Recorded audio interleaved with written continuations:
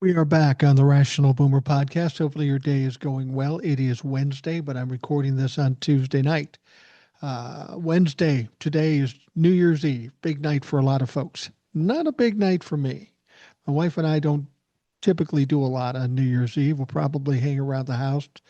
Uh, would want to go out for dinner, but, we've got tons of people going out for dinner, so trying to get in someplace might be difficult. So we'll just lay low and I'll figure out another podcast for tomorrow. Now, on this podcast, we aren't going to have a guest, largely due to the fact that these are the holidays still and people have other shit to do.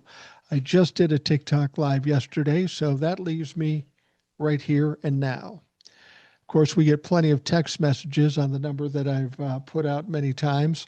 Um, I get questions and comments, and it gives me a chance to respond to them, which I'll do here today. We'll talk about some other news stories.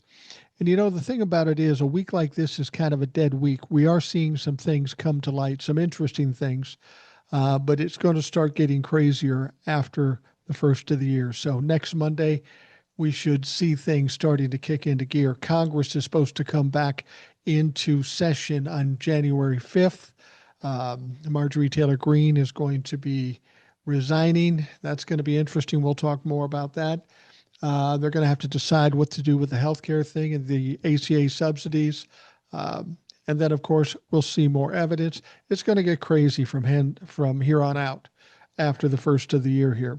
So we'll kind of lay here in the lull of not a tropical storm, just kind of a heavy storm because nothing ever really goes well. Everything is crazy every day of the week.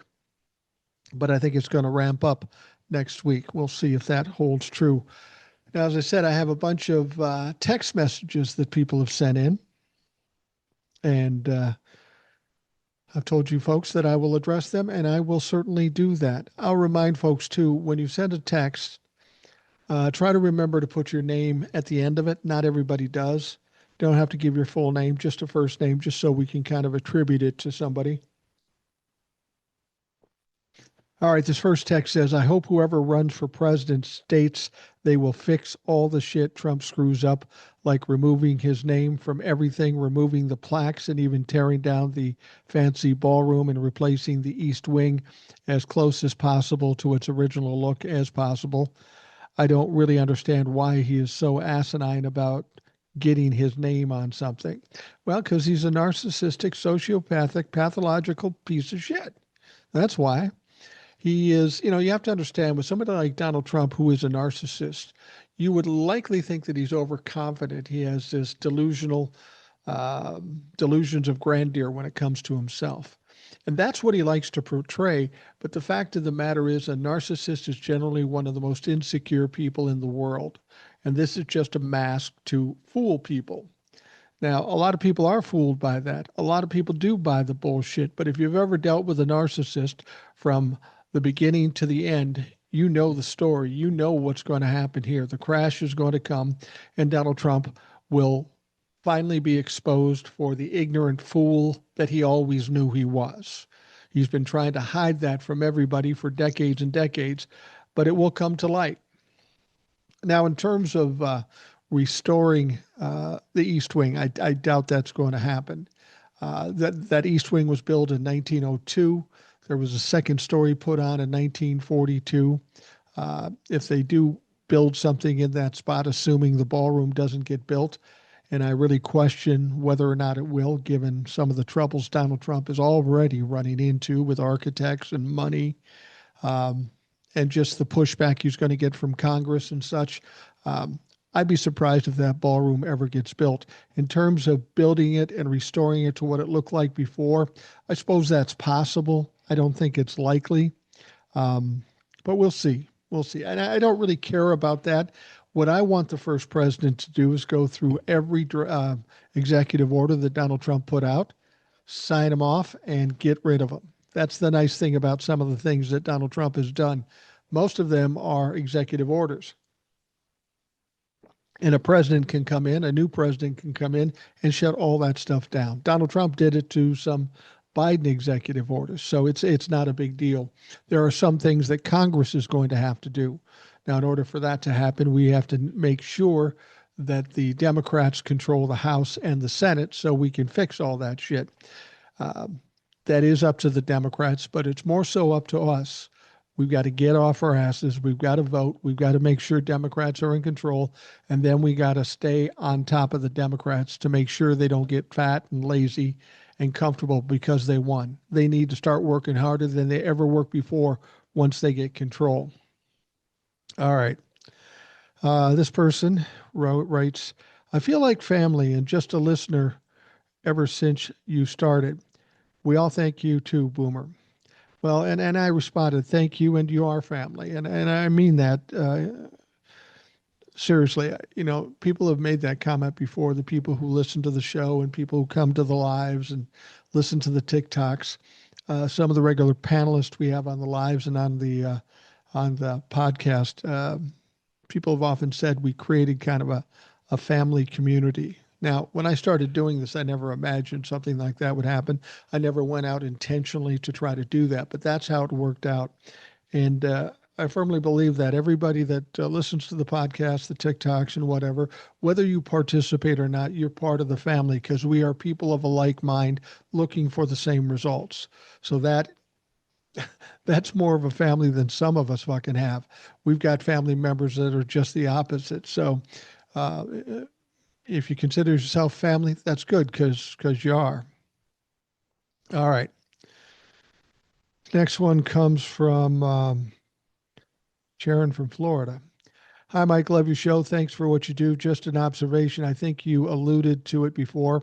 Doesn't it feel as if everything they're doing is so obvious, like predictable? It seems they just never gain any intelligence, not even a little.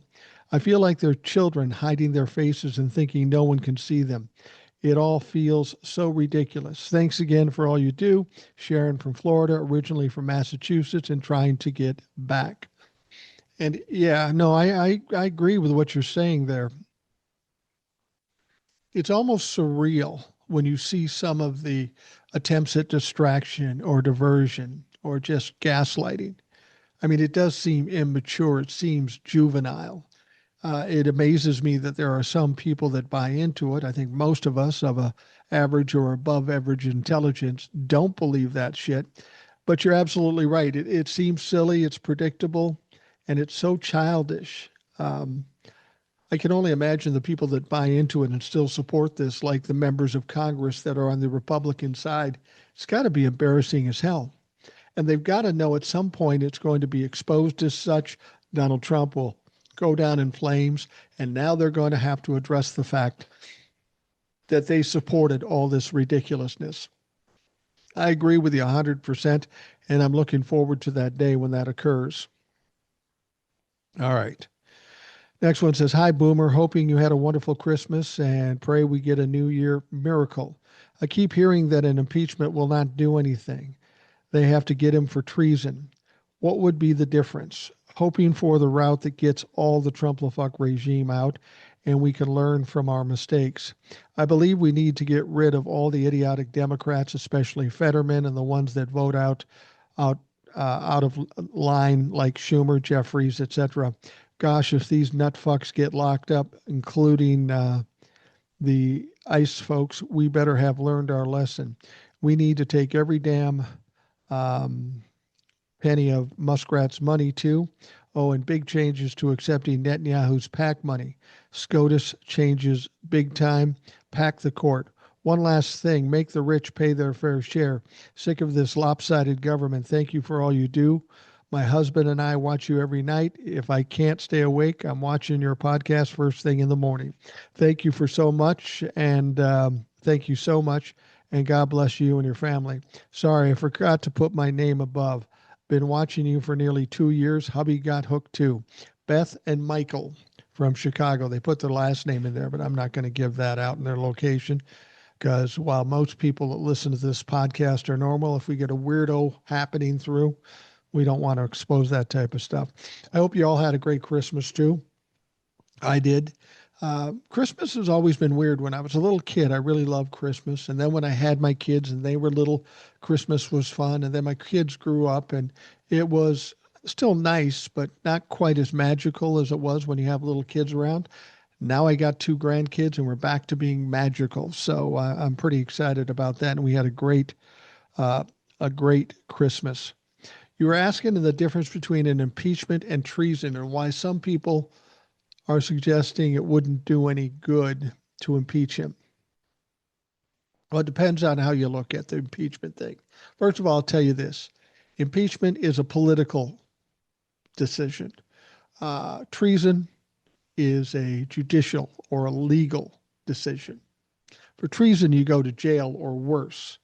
For impeachment, if you get impeached in the House and you get convicted in the Senate, you get kicked out of your position. You don't necessarily go to jail. I mean, there could be some follow up investigations for whatever you were impeached for, but the impeachment isn't a legal thing, it is a political thing. Treason is the legal aspect of it. Some people think that impeachment may work, and some people think it may not. There have been articles of impeachment put up by Democrats recently. Those aren't going anywhere because unless they get the Republicans to vote for it, there aren't enough Democrats to pass anything. People are thinking that even if the Democrats get control of the House and maybe the Senate, he might get impeached, but then he'll go to the Senate again and not get convicted. The reason they suggest that is in order to be convicted in the Senate and get kicked out of your position, you need 67 votes. Now, even if the uh, the Democrats win the Senate and say they're up by 2 or 3 votes, that would put them at 53, still 14 away from an impeachment. That's why people are saying that it wouldn't do any good. It didn't do any good the first 2 times other than giving him the impeachment, but no conviction. So, but here's the thing. Donald Trump is fucking up a lot. He's hurting the Republicans mightily. And there may be a time when the Republicans themselves decide to impeach him. It would probably come after the midterms. If they get wiped out completely, they're going to want to impeach him. Funny thing is they won't necessarily be in a position to do that because they won't have the majority anymore. However, I think Erica suggested this too. If they get wiped out in the midterms and the Democrats take control of everything, there still is a period of time after the elections and when the new Congress gets seated. That's like January 5th or 6th. Okay. So between November and January 5th or 6th, the Republicans could decide to impeach him at that point, realizing he's not going to be of any value if the Democrats control the House and the Senate. Donald Trump's presidency would basically be castrated. There's nothing he could really do or accomplish short of executive orders, and that could ultimately be shut down by Congress as well. But the Republicans may want to step away from Donald Trump and try to rehabilitate themselves going into the 2028 election. Now, that seems logical. That seems like it's common sense. But what I've learned from politics these days, logic and common sense don't necessarily come into play. That's not a thing, apparently, in politics. Um, let's see here. Um, who else we got here? Okay. Hi, Mike. Concerning the recent Trump's Bureau of Economic Analysis, the annual GDP increase of 4.3%, factors that typically drive this do not align with the result. Perhaps the performance of the Magnificent Seven stocks helped, but even this is not necessarily benefiting coal for most citizens and is possibly reflective of the 2000s tech bubble. Besides, it is a Trump flunky announcing the results. Really, Paul? Yeah, I agree with you. At this stage of the game, since they're hiding bad information from us and giving us the good information, we know they're pathological liars. Why would I believe those numbers? I mean, if the GDP is going up, that's a good thing for some people. That doesn't help the people that are living paycheck to paycheck and can't afford groceries anymore. That doesn't do them any good.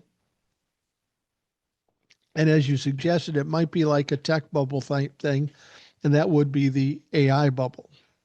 That may give the impression that the GDP is going up, but not benefiting anybody at middle class or below in this country because nobody's benefiting right now. Everybody's got higher prices, unemployment's going up, jobs are going down. This is not good for Main Street at this point. All right. Next one says, "Hi, Mike. This is the same person. Hi, Mike. Heard Trump's claim to attack ISIS in Nigeria. Surprised that Pete Kegsbreath did as asked and he did not instead attack ICE instead. Well, if only, Paul. Yeah, that's an interesting thing about his attack, um, allegedly on ISIS in Nigeria. This is interesting because Donald Trump a while back told us that past attacks that he's made, and I can't remember where it was, but he told us that he pretty much wiped out ISIS. They no longer existed. Yay, Donnie Trump. He's a fucking hero. But now he tells us that he bombed them again in Nigeria. But as people on the ground are telling us now, the area that he hit had no involvement with ISIS at all. They didn't even hit anybody. Nobody was killed, thankfully, unnecessarily by Donald Trump. But this was a big performance, like everything Donald Trump does. It's a fucking performance, and this is what he does. And it's largely illegal too. So, yay, Donnie, you killed ISIS, but you told us you wiped them out earlier, and then you hit a portion of Nigeria where there are no ISIS folks. Oh, so typical Donnie, another fuck up.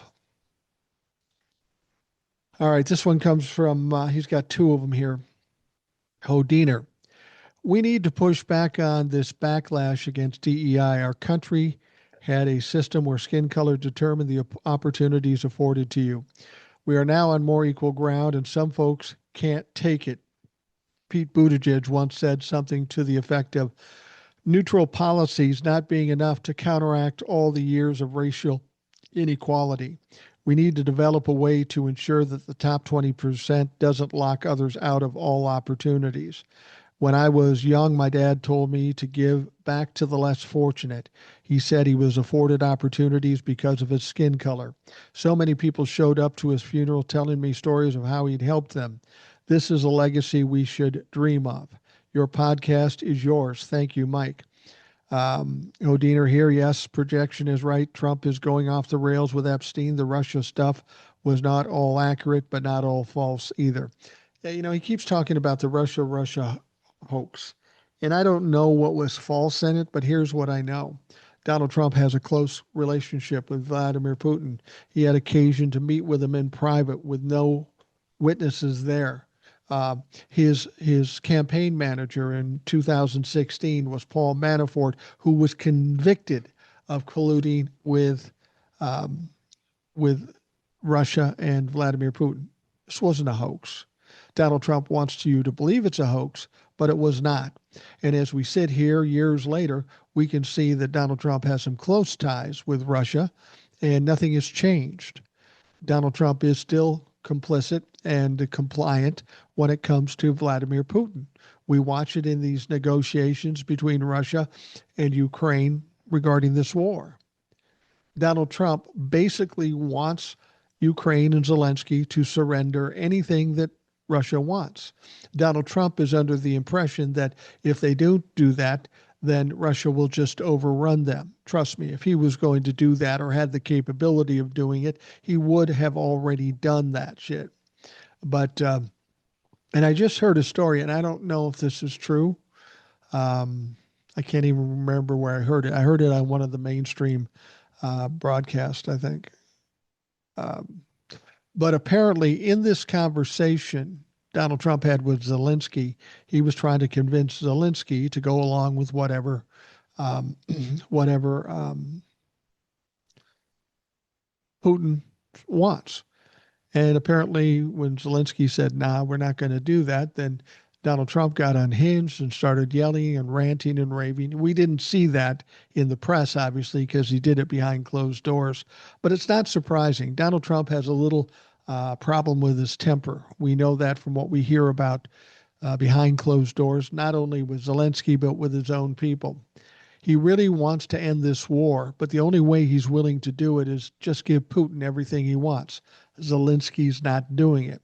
We saw a little bit of what was going on during the press conference. Donald Trump was suggesting that Vladimir Putin wanted to help rebuild Ukraine, that he wanted what was best for Ukraine. And Zelensky kind of laughed at that. I mean, what else can you do? That's absolutely ridiculous. What Vladimir Putin wants to do is destroy Ukraine and take it over. That's pure and simple what the fuck he wants to do. Later, Zelensky was asked, do you think that Vladimir Putin really wants to end the war? Now, Donald Trump will say, oh, yeah, he wants to end this war. He's seriously wanting to end the war. But Zelensky said what's true. He says, no, I don't think Vladimir Putin wants to end the war. And I would have to agree. Why does he want the war to end? He's in a tight position. He's in kind of a position like Benjamin Netanyahu. As long as there's a war, he can kind of hold power. When the war is over and there's peace, then there's going to be a problem for Vladimir Putin holding on to his job. I mean, he's failing immensely in Russia. These poor people are even worse off economically than we are. And he isn't real popular at this point. He's a dictator, so he's holding on. But once he loses some power by ending a war, then he's in fucking trouble, just like Bibi is. All right. Hodiner then says, I read in the Washington Post that DNC is not releasing the autopsy report of the 2024 election. I'm conflicted. Part of me thinks that such fodder could be kept inside and not give the GOP talking points. The other part of me thinks that these folks may not want to be held accountable for their failures in serving the voters. Can you raise this as a topic with your regulars? Yeah, I certainly could. That is an interesting thing. Why they decided not to publish the autopsy of why they lost. I mean, I think we know why they lost. There was a number of reasons. They torpedoed Joe Biden when they didn't need to. They gave Kamala Harris 90 days to mount a campaign against Donald Trump. They didn't support her. They didn't help her. They were misguided when they didn't realize that this country has a large percentage of people in this country that are either sexist or racist.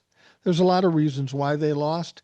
The other reason they lost is the Democrats failed to appeal to the people who were truly struggling. They said the economy's great, the stock market's great, and all that's great, but it's great for the wealthy people and not the middle class and not the poor people in this country. If you're going to be those people who want to help the poor, then you've got to explain what you're doing, why you're doing, and how it's going to work. And a lot of people look at the Democrats as elitist. And I'll be honest with you, there are many Democrats, not all, but many Democrats that are really in bed with corporate America, just like the Republicans, or in bed with Israel with their APAC money. There are Democrats as well as Republicans in this situation. And there's a lot of reasons why we lost. I don't care if you expose why you lost. I just hope to fuck you're smart enough to fix it and win next time. Because winning next time isn't a question. You have to do it. Otherwise, this country is cooked. Is cooked if you don't win in 2028. You're cooked if you don't win the midterms and at least get the House of Representatives in control of the Democrats. And what that means, it's on us. We've got to step up. We've got to vote. We've got to do what the fuck we got to do. All right. That's some folks from Las Vegas.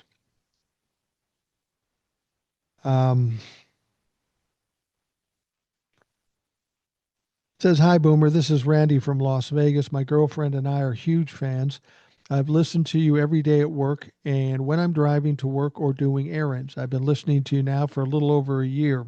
I was wondering if you heard about the limo driver that overheard Trump bragging about raping a 14-year-old girl.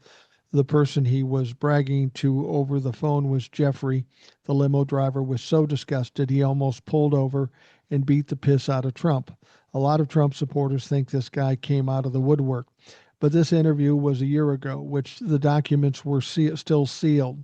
The documents that were just released, everything he's saying, so he's telling the truth. The media is not talking about this. I was just curious if you heard the story. Keep up the good work, Boomer.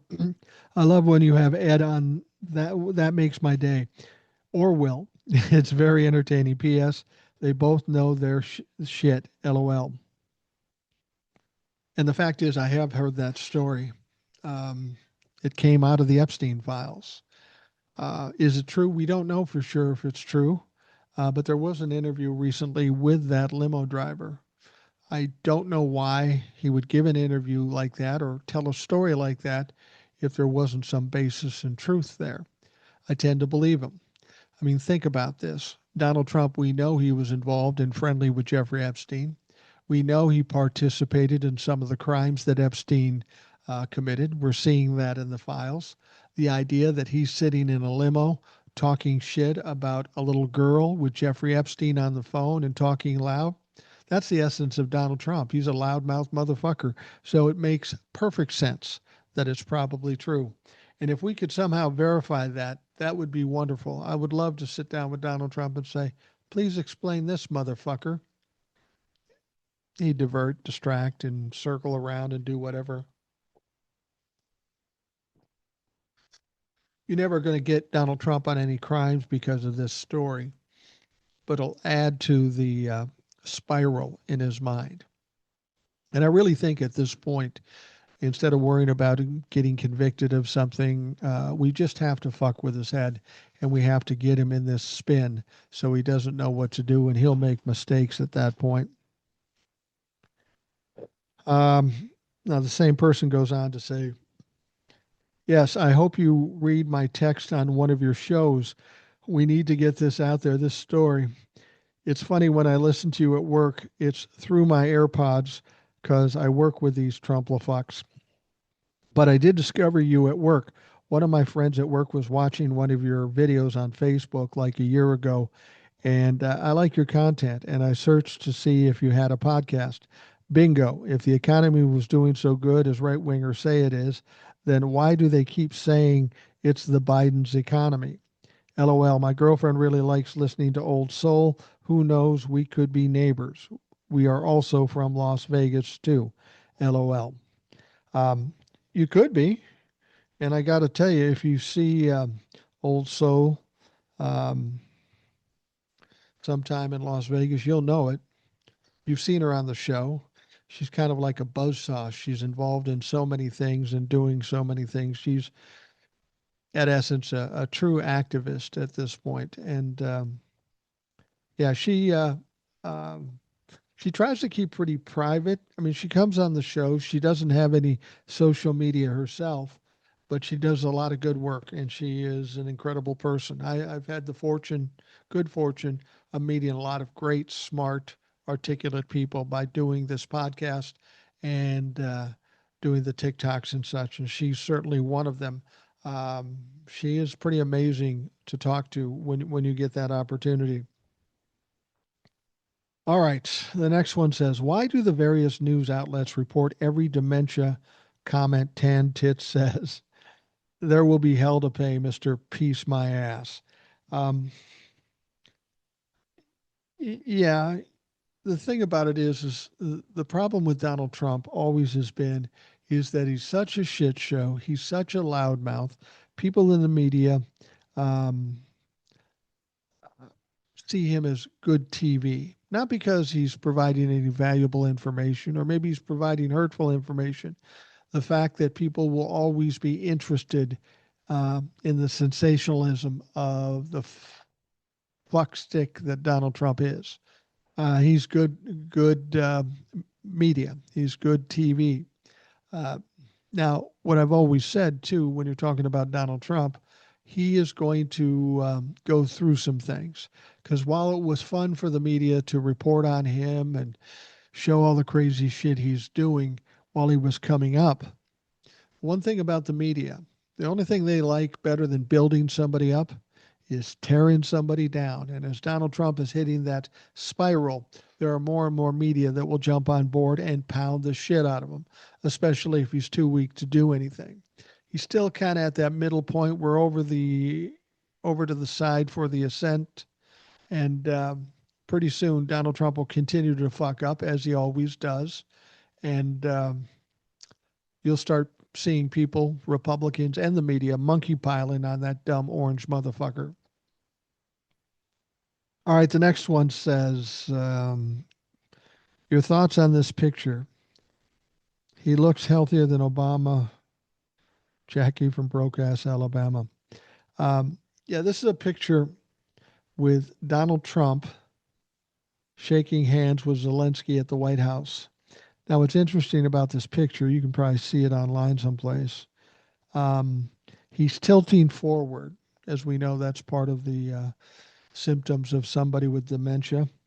And his face looks just very, very clueless. I mean, he looks out of it. His mouth is agape. His eyes are kind of staring off into nothing. He looks like a feeble fucking old man, is what he looks like.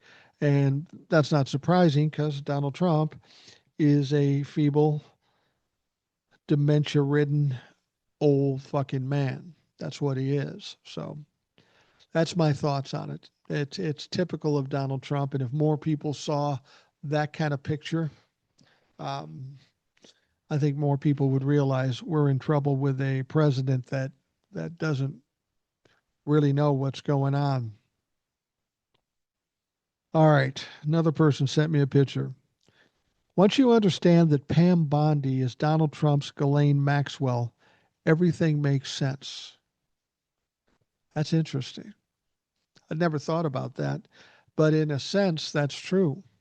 She's there doing Donald Trump's bidding, protecting Donald Trump, but she's just as evil as Donald Trump is. I don't know if Pam Bondi realizes this, but she's committing crimes. And the one crime she's going to be taken down with is covering up the Jeffrey Epstein files to benefit Donald Trump.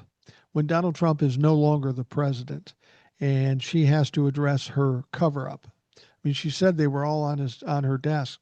She said that they would reveal them as soon as possible. There's a law that said she had to release all the files, and she didn't. That in itself is a cover up. That in itself is against the law. And once she is no longer in the um, uh, she's no longer in power in the DOJ, and we have normal people running things, look for her to be investigated, indicted, and ultimately prosecuted. Yeah, Pam Bondi can go to jail. She's not immune from fucking anything. And once she's out of power, that could happen. Now, people always say, well, why is nobody held accountable? Because Donald Trump is the president. Pam Bondi is the top cop in the country. She runs the DOJ. Who's going to prosecute these motherfuckers with Pam Bondi and the DOJ complicit with Donald Trump? This is what happens when people don't vote and they give them the House and the Senate and the presidency. Then they install their little sycophants in all the administrative positions, especially Attorney General like Pam Bondi, and they can get away with anything. Got a question for you. Are you ever going to let that fucking happen again? Are you going to do that again? Because that would be fucking stupid. All right. Let's see here. All right, this one comes from Brandon in Oregon. Oregon. Hey, Mike, good to hear Will back again. I did not realize how long he's been on the podcast. I remember when he first came on, anyway, he was talking about how hateful the orange Mussolini is. I think it's because he has a perpetual diaper rash. That would make me miserable. Happy New Year, Lonnie in Brandon, Oregon. No, I'm sorry. I said it was Brandon. Brandon is the town. Lonnie and I believe it's a woman because it's spelled Loni. Lonnie, thank you, and you're absolutely right. Yeah, Will has been on the show for a long time. And the way he ended up becoming onto the show, he emailed me, said, "Could I be on your show?" I said, "Yeah, fuck yeah, you can be on the show." And that's kind of how it works here. I'm getting these text messages, and I should give out the number for any of you to text message me. 952-522-1399. 952-522-1399. Now you can text and make a offer a question, a comment, give me a perspective. If you have an interest in being on the show, text me and we'll try to work something out. It's as simple as that. I've been very fortunate with the people that have ended up coming on the show. Everybody that's on the show has been a listener at one point or another and still is a listener.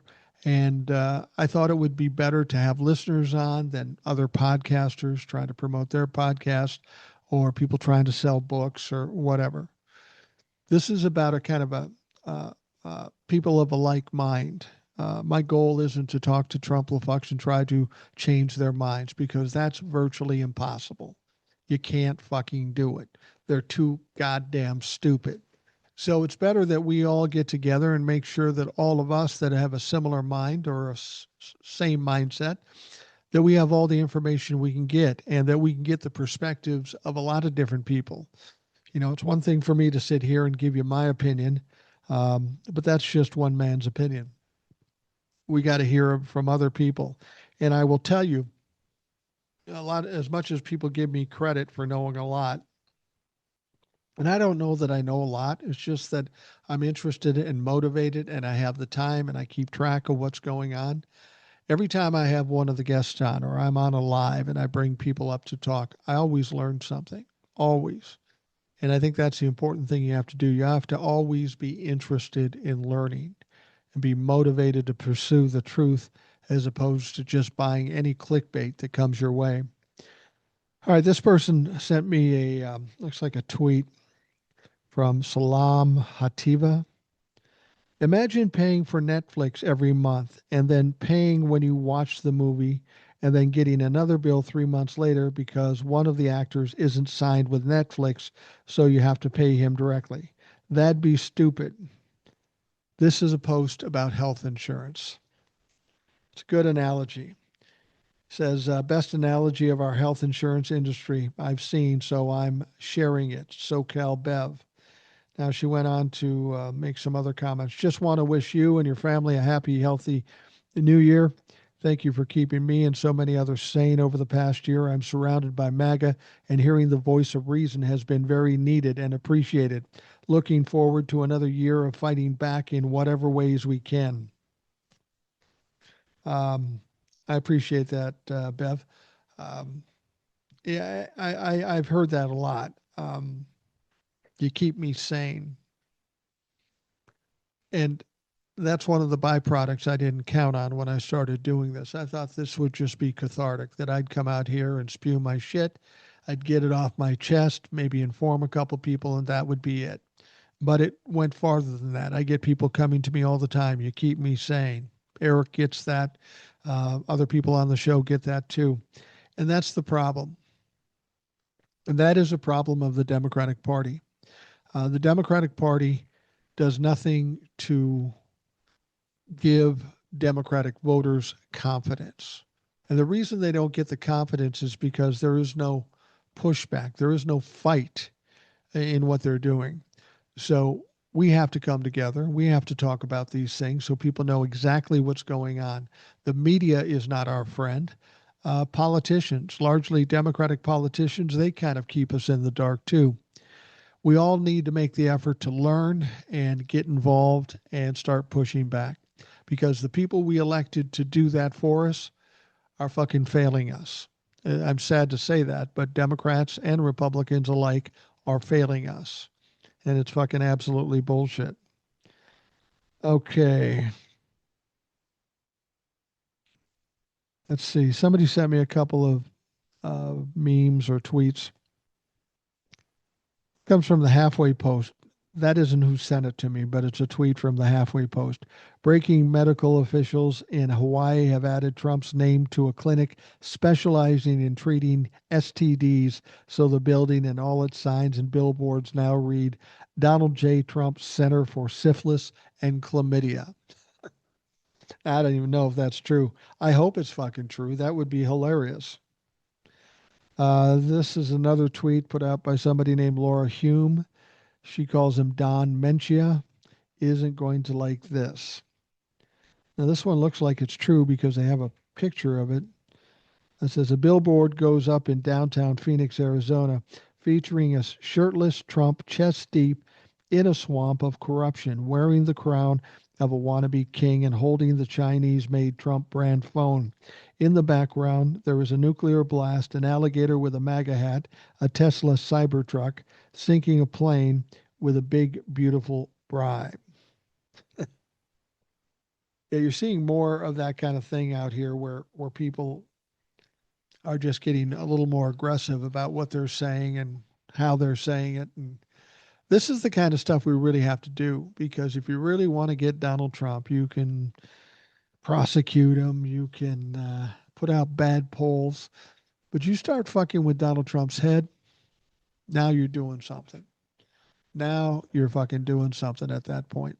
So I hope we see more of that kind of shit. Billboards, signs, embarrass Donald Trump at every turn. I only wish the media could put him in a position where they would embarrass him or at least press him. They should have done that 2015 and every year thereafter, but they refused to do it. I don't know if there's some fear of Donald Trump or they didn't want to kill the golden goose and they wanted to keep him alive. But it would have been easy to shut down Donald Trump and get him out of politics in 2015 if one journalist pushed back on him. If one journalist actually forced him to answer questions and then keep pushing him until he did answer those questions. All right. Thank you for all the text. And if you'd like to send a text, question, comment, maybe you want to be on the show, all you have to do is text me at 952 522 1399. 952 522 1399. I won't reveal your last name. I won't reveal your phone numbers. I won't text you back. Well, I might text you back if you text me a question. Sometimes I do that, but nobody's going to get bothered by this. Just send your message to me, and I'm the only one that reads it. A lot of people will say it's funny. I was listening to um, a creator on TikTok, and he was having problems with something with TikTok, and he says, "Well, I talked to my agent." And I said, "How many followers does this motherfucker have?" And he had like 50,000 followers, which is a lot of followers. But an agent? Motherfucker, I don't have an agent. I wouldn't hire an agent anyway, but you don't have an agent. And some people will say, well, I have a team, and they don't have a team. It's just me. It's just me. And the people that come on the show. I do get some help from TJ and Rebecca as far as moderation and all that stuff, but I have no fucking team. You send me a text message, I'm going to see it. I'm the only one that's going to read it. And the only time somebody else will hear about it is if I read it on the show. And if you send me a text message, I'm going to read it. I read them all, unless somebody keeps sending me links to threads. There's no context. There's nothing. I don't even have threads because I was kicked off Facebook. So I don't have threads, Instagram, or Facebook. So sending me those links to threads doesn't do really any good. All right. Let's take a look at some of the shit that's going on. Okay. This is a topic I wanted to talk about because I live in Minnesota. President Donald Trump's administration announced on Tuesday that it's freezing child care funds to Minnesota after a series of fraud schemes in recent years. Acting director of the city's Centers of Disease Control and Prevention, Jim O'Neill, announced on the social platform X that the steps is in response to blatant fraud that appears to be rampant in Minnesota and across the country. We have turned off the money spigot and we are finding the fraud, he said. O'Neill said that all payments through the Administration of Children and Families, an agency within the U.S. Health and Human Services Department, will require justification and a receipt or photo evidence before money is sent. They have also launched a fraud reporting hotline and email address. The announcement comes after years of investigation that began with a $300 million scheme at the nonprofit Feeding Our Future, for which 57 defendants in Minnesota have been convicted. Prosecutors said the organization was at the center of the country's largest COVID-19 related fraud scam when defendants exploited a state run federally funded program intended to provide food for children. Okay. We've been hearing about this, and I did a TikTok about it. The Republicans are freaking out about all this fraud that was going on in Minnesota with the welfare or the child care situation. And there may have been tens or maybe even hundreds of millions of dollars of fraud. They're talking as if it just happened, that this is something that they've just taken notice of. This has been going on for 6 years. As it stated in the article, the Biden DOJ prosecuted dozens of people already in this case years ago. So to suggest this is a new thing that he just woke up and heard about is fucking silly. What they're doing, actually, why this is important to them, the Republicans, is because Minnesota's a blue state. They don't like Tim Walz, and they want to distract you from the Epstein files. So they put out this news and the media puts out this news, but this is all fucking old news. This guy that was the vlogger that apparently exposed this stuff has been completely debunked. He was going to places and saying, "Where's all the children?" at a time when the facility was closed down permanently or it was closed before it opened. You know what I mean? It's off hours. It's ridiculous. And this fucking clown, this vlogger who's exposing all of this stuff, which has been known for years and been dealt with for years, I just like to say, and I know I'll never hear from him, I'd love to have you on this fucking show because you're a kid, you think you're smart, and all you're doing is doing what all the Republican, MAGA, grifter, fucking vloggers, podcasters, whatever, they're doing. You make shit up, you hype it up, and it doesn't really mean anything. You aren't doing anything. The fact that you get dumb people to believe you, well, that's not surprising. But motherfucker, if you want to come on this show and talk to me and tell me how bad it is, I'd love to have you. Love to have you fucking on here. But you know what? You're like every other fucking Trump-la-fuck. You would never do it. You would never do it. Because I got to tell you, if you did sit across from me on Zoom, when you left, you would not be feeling too well because you're a fucking liar, you're a grifter, and you're a piece of shit. Don't get me wrong. Fraud is a horrible thing. And if it happened in Minnesota, that should be addressed and people should be held accountable. And it appears as though many people, like 87 people, were convicted of this. It's not like nothing was done about it. This was dealt with years ago. I find it ironic that Donald Trump and the Republicans are so much in an uproar about the fraud in Minnesota. Really, motherfuckers? Donald Trump was convicted of fraud. Donald Trump pardoned at least 5 people that committed fraud. He pardoned them who were convicted of fraud. Tell me about what you think about fraud, motherfucker. I'm not buying the bullshit. It's ridiculous, and you're full of shit, and you're just trying to distract from what's important and what's relevant and what's current, and that is the Epstein files. So if you're one of these people in an uproar about what happened in Minnesota, well, where were you 7 years ago when this fucking started? Secondly, you're getting sucked in to the distraction strategy of the Trump folks. Trump-la-fucks are fooling you. They're pulling the wool over your eyes because they're causing you to be distracted. All right, Representative Marjorie Taylor Greene has revealed what President Trump told her after she threatened to identify some of those with ties to late sex offender Jeffrey Epstein. Following a closed door meeting with a number of survivors of Epstein's sex abuse, she declared at September's press conference that, with the permission of the survivors, she would take to the House floor and say every damn name of men who abused them alongside the disgraced financier. Trump later called Green to voice his displeasure, according to a profile of Green and published in the New York Times on Monday, and his yelling over the speakerphone was audible to all in her office after she reportedly expressed her perplexity over his intransigence. Trump responded, "My friends will get hurt." It's interesting. Donald Trump is worried about his rich friends getting hurt, who happen to be the very people that hurt children. Donald Trump wants his rich oligarchs protected. He could give two fucks about the children. Is he worried about his friends? Does the motherfucker even have friends? I don't know that he has friends. I think Donald Trump's trying to protect himself.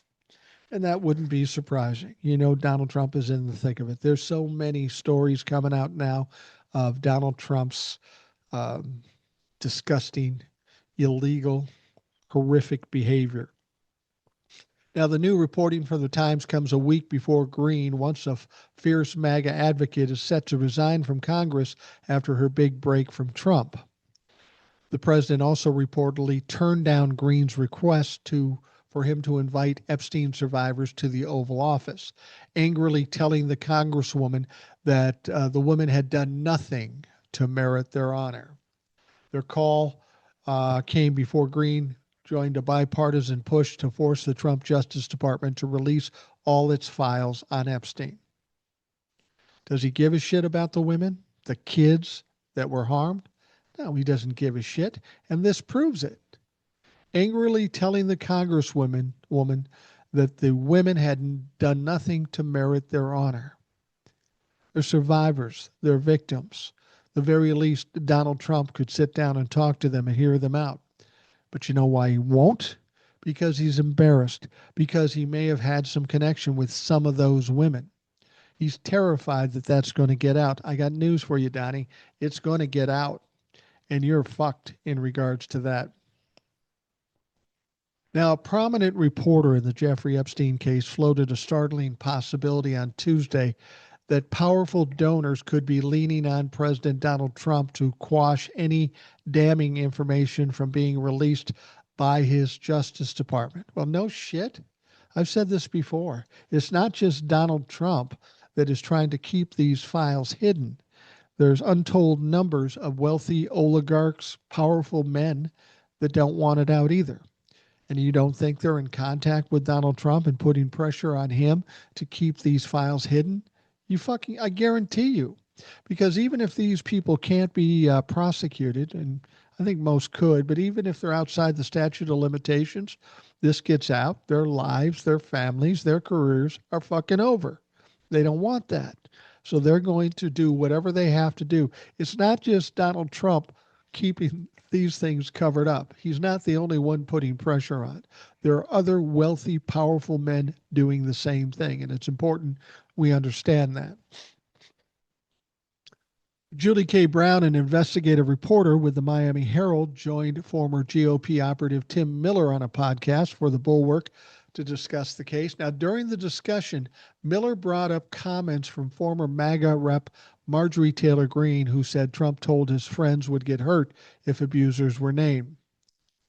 I think that's pretty noteworthy, said Miller, adding, for him to say my friends will get hurt if abusers are named felt pretty telling.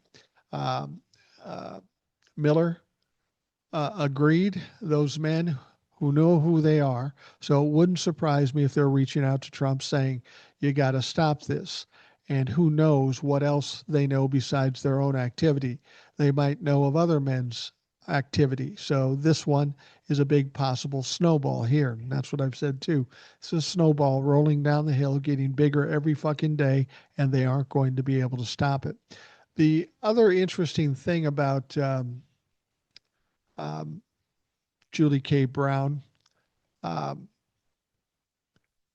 Julie K. Brown was one of the main reporters at the Miami Herald that was investigating and writing about the Jeffrey Epstein case. She was one of the people that got out the most information. She was pretty powerful in her journalistic endeavors in this situation. And she was surprised when the Epstein files came out because her name showed up in those Epstein files, which is interesting. Her name showed up in the form of airline tickets and airline reservations. A couple of interesting things about this. Why would the DOJ be tracking where this reporter reporting on the Epstein files, why would she be in the files? Why would they be tracking what she was doing? That's weird. The other thing that's weird about this is that these airline tickets occurred one day before Jeffrey Epstein was murdered. I'll say murdered or helped along or whatever the fuck happened to him. But it's just really interesting that they would be tracking her on the day before he died. A lot of fishy shit going on. And ultimately, this stuff will come out. It's starting to drip out now, but once the dam breaks, it's going to be ugly for Donald Trump and a lot of rich motherfuckers. All right, Firebrand Colorado Rep Lauren Boebert of Colorado went scorched earth on President Donald Trump Tuesday after he vetoed a water project in her state. According to a statement Boebert's office shared with journalist Kyle Clark, the Trump administration unilaterally vetoed a non-controversial bipartisan bill for a pipeline project that would have provided clean drinking water for more than 50,000 people in southeastern Colorado. Boebert questioned the timing of the move, considering that she was the one of the lawmakers who crossed the aisle to vote on a petition to force Trump to release the Jeffrey Epstein files. Nothing says America First like denying clean drinking water to 50,000 people in southeastern Colorado, many of whom enthusiastically voted for Trump in the last 3 elections. Well, you got what you fucking voted for. I'll tell you another factor in him doing this has to be the governor. Um, the Donald Trump wanted the governor to pardon Tina Peters. She was the person who was involved in election fraud in Colorado, tinkering with the voting machines and giving out information on the voting machines to other people. She's in jail now. Donald Trump wants her pardoned. In fact, he said in a True Social post that he was pardoning Tina Peters. Unfortunately, she has been convicted under state crimes, and he has no authority to fucking do that. I'm sure that had some bearing on why he vetoed this pretty non-controversial bipartisan bill just to get clean water to 50,000 people. Boebert said, I must have missed the part of the rally where he stood in Colorado and promised to personally derail critical water infrastructure projects, Boebert added. My bad. I thought the campaign was about lowering cost and cutting red tape. But hey, if this administration wants to make its legacy blocking projects that deliver water to rural American, that's on them. Boebert also suggested that the veto may have been politically motivated. Well, of course it was. It was absolutely fucking politically motivated. Everything Donald Trump does is politically motivated. All right, we're coming to the end here. And I just wanted to talk about this. I'll probably have occasion to talk to Eric about this. And it's a relatively small news story in terms of it being state politics in Iowa. But it does give us a sense of what may come in the midterms. We saw all kinds of elections where Republicans get blown out. Democrats win in places they shouldn't win. And it's really showing the trend of what the midterms may end up looking like. Democrat Renee Hardman won a special election for state Senate in Iowa on Tuesday, preventing Republicans from regaining a supermajority in the chamber. Hardman, the West Des Moines mayor pro tempore, defeated Republican Lucas Lofton to fill the seat that has been vacant since Senator Claire Celsey died in October. Her victory denies Republicans a two-thirds majority in the upper chamber, which would have given them the power to override a governor's veto, call for the special session, and approve a governor's appointee on a party line vote. Now, with Hardman's win, Iowa Democrats are closing out their year strong. Back in January, Democrat Mike Zimmer flipped an Iowa State Senate district and had overwhelmingly voted for Trump in 2024. And in August, Democratic Caitlin Dray flipped another open state Senate seat, breaking the GOP supermajority. Her win is also the last in a string of notable victories for the party nationwide. Democrats most recently saw success in a special election for a Senate seat in Kentucky. Prior to that, the party overperformed in a special election in Tennessee. And Democrats had a better than expected election in November when they overwhelmingly won governor's mansions in New Jersey and Virginia and the mayor's office in New York City and a number of other notable down ballot races, not to mention the the mayor's seat in Miami. I'm going to do one more here because I think this is something worth mentioning. What do I always tell you? Donald Trump always fucks up. Donald Trump always fails. Here's a perfect example of it. The Kennedy Center is now ending the year with a new round of artists saying they are canceling scheduled performances after President Donald Trump's name was added to the facility, prompting the institution's president to accuse the performers of making their decisions because of politics. Yeah, politics. Fucked up politics. The Cookers, a jazz supergroup that has performed together for nearly 2 decades, announced their withdrawal from a jazz New Year's Eve on their website, saying the decision has to come together very quickly and acknowledging frustration from those who may have planned to attend. Doug Verone and Dancers, a dance group based in New York, said in an Instagram post late Monday they would pull out of the performance slated for April, saying they can no longer permit ourselves nor ask our audience to step inside the once great institution. Now, these moves came after musician Chuck Red canceled a Christmas Eve performance last week. They also come amid declining sales for tickets to the venue, as well as the news that viewership for the December 23rd broadcast of the Kennedy Center Honors, which Trump had predicted would soar, was down by 35 to 40% compared to the 2024 show. The announcements amount to a volatile calendar for one of the most prominent performing arts venues in the U.S. and cap a year of tension in which Trump ousted the Kennedy Center board, named himself the institution's chairman, that led an earlier round of artist pushback, with performing Issa Rae and the producers of Hamilton canceling scheduling engagements, while musicians Ben Folds and Renee Fleming stepped down from advisory roles. Donald Trump thought he would make Kennedy Center flourish, make it less woke, and it would be crazy successful, as in everything Donald Trump claims he is, but he's not. He's a failure. The Kennedy Center, once a much vaunted and respected venue, is now limited to a place where nobody wants to go because Donald Trump thought it important that he needed to control it. He needed to be an MC for the Kennedy Center Honors, and he needed to change the name. Now, something came out yesterday. Uh, when you see all this happening, you would think Donald Trump would say, oh, fuck, I fucked up. Maybe I'll step back. But we know Donald Trump doesn't do that. Donald Trump doubles down. He triples down every motherfucking time. Now, you know what he's talking about in spite of all this bullshit that's going on?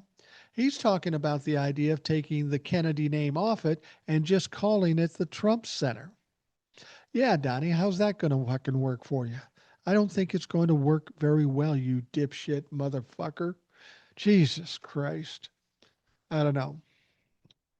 Anyway, we are going to wrap up the Rational Boomer podcast. I want to wish you a happy new year. This is New Year's Eve. I don't know what you're going to be doing tonight, but just know the old rational boomer is going to be sitting probably right here doing a fucking podcast. And I much prefer to do that than step out into the wild world of New Year's Eve night. I don't drink anymore. My wife doesn't drink much. I don't really go to parties unless it's birthday parties for my grandkids. So I'm just going to hang out another year. I'm 65 years old. I've seen a lot of New Year's. I've done a lot during New Year's. Just want to cool it, just chill like we normally do during New Year's Eve. That doesn't mean you have to, though. A lot of you are younger, maybe more motivated, have more things to do. So go out and have fun and be careful as you head out tonight. And of course, by the time we do another podcast, it will actually be 2026. I'm glad 2025 is over. Fucking good riddance. I can only hope that 2026 is better, but how could it not be better for as bad as 2025 is? Let's hope there's going to be some come to Jesus moments for the Republicans come 2026. The people in the House, people in the Senate, and the people in that fucking Oval Office. Hopefully, there's some accountability coming their way. And a reminder, if you have questions or comments, you can always text them to me by simply texting me at 952-522-1399. 952-522-1399. I want to thank you all for taking the time to listen. I hope you have a great day, and we'll talk to you tomorrow in 2026.